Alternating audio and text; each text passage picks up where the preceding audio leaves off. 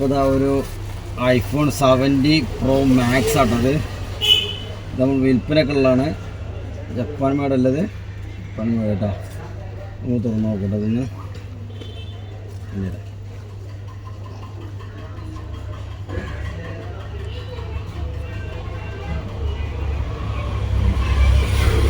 വളരെ രക്ഷയില്ലേട്ടാ.